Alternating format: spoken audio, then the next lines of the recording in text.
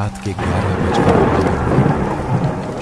तेज बारिश लगातार हो रही थी। हाईवे पर दूर दूर तक कोई गाड़ी दिखाई नहीं दे रही थी। रोहन अपनी कार से घर लौट रहा था। तभी अचानक उसकी कार झटके खाने लगी और कुछ ही सेकंड बाद बंद हो गई। यार, अभी बंद होना था। रोहन ने कई बार कार स्टार्ट करने की कोशिश की, लेकिन इंजन बिल्कुल शांत था। उसने मोबाइल निकाला, लेकिन वहां नो सिग्नल लिखा हुआ था। अब इतनी रात में मदद कहाँ मिलेगी?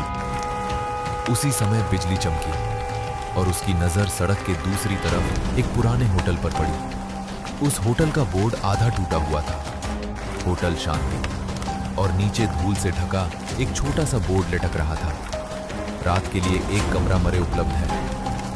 रोहन अपनी कार वहीं छोड़कर होटल के अंदर चला गया। पूरा रिसेप्शन खाली था, बस एक बूढ़ा आदमी काउंटर के पीछे चुपचाप बैठा हुआ था।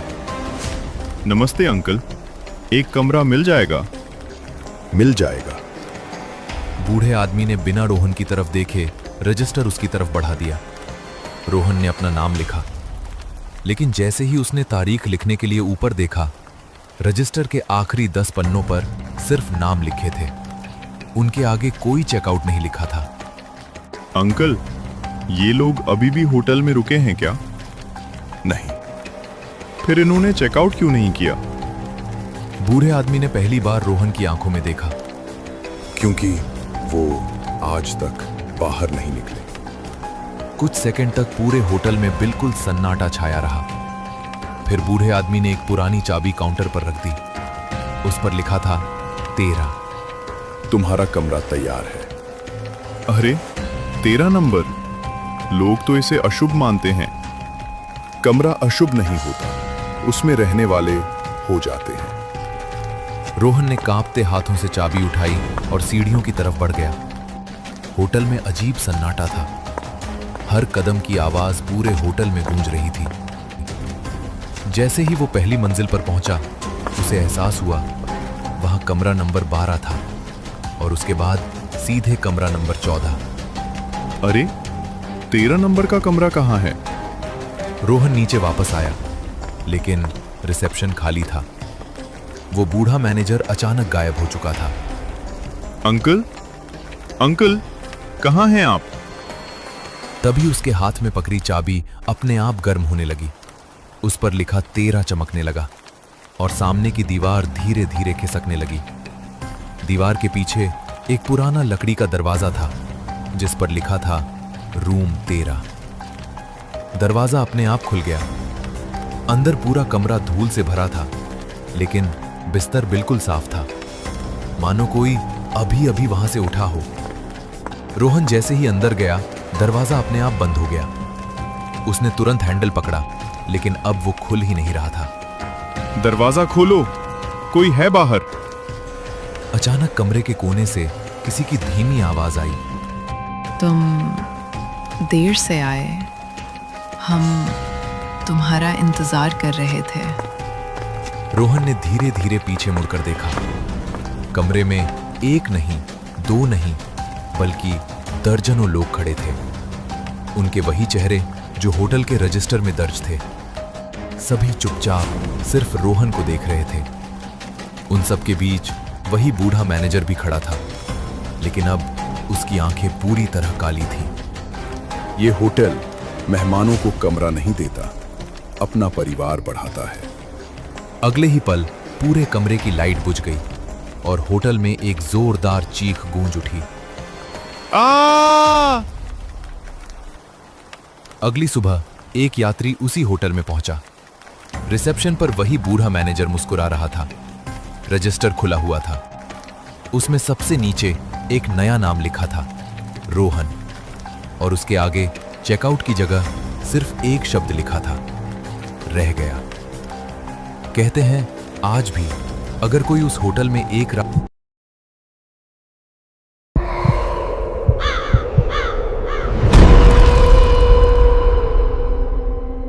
रात के लगभग 11 बजे थे।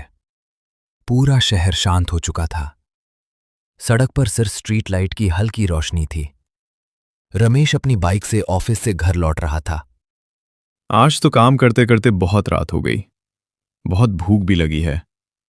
तभी कुछ दूर आगे रमेश की नजर एक पुराने बरगद के पेड़ के नीचे लगे छोले भटूरे के ठेले पर पड़ी। हैरानी की बात यह थी कि वहां सिर्फ एक औरत खड़ी थी और आसपास कोई भी ग्राहक नहीं था। इतनी रात में यहां छोले भटूरे?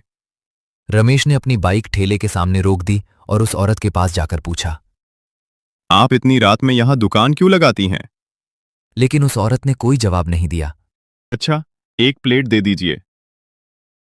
उसने बिना कुछ बोले एक प्लेट छोले भटूरे बनाकर रमेश के सामने रख दी। रमेश ने छोले भटूरे खाने शुरू किए। स्वाद इतना अच्छा था कि उसने पूरी प्लेट कुछ ही मिनटों में खत्म कर दी। वाह, इतने स्वादिष्ट छोले भटूरे मैंने आज तक नहीं खाए।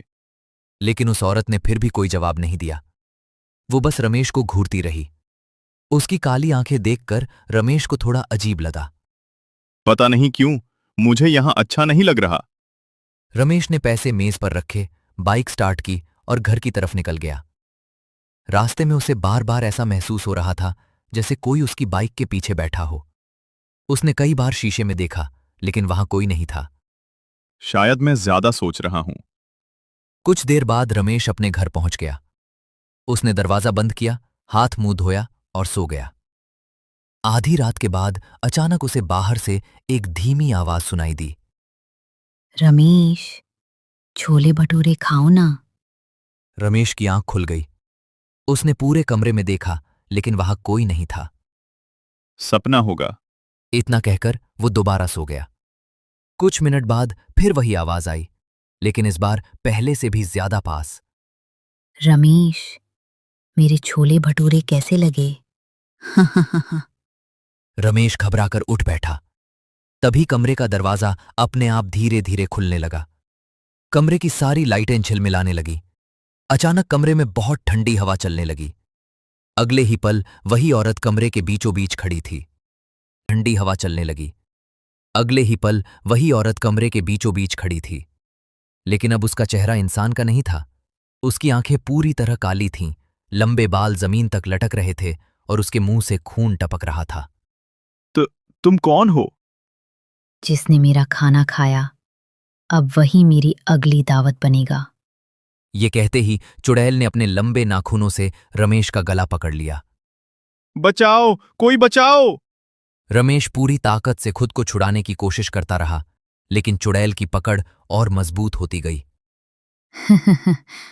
कोई तुम्हें नहीं बचा सकता। अगले ही पल पूरे घर में एक भयानक चीख गूंज उठी और फिर सब कुछ शांत हो गया। अगली सुबह पड़ोसियों ने दरवाजा खोला, लेकिन रमेश कहीं नहीं मिला। कमरे के बीचों बीच सिर्फ छोले भटूरे की एक प्लेट रखी थी और उस पर ताजा खून जैसे लाल निशान बने हुए थे। कहते हैं, आज भी जो इंसान आधी रात उस बरगद के पेड़ के नीचे छोले भटूरे खाता है, वो कभी अपने घर वापस नहीं लौटता। अगर आपको ऐसी ही दिल दहला देने वाली कहानियां पसंद हैं, तो अभी स्कैरी टेल्स टाउन को सब्सक्राइब करें, क्योंकि यहाँ हर कहानी के पीछे छुपा है एक ऐसा सच जिसे जानने की हिम्मत हर किसी में नहीं होती।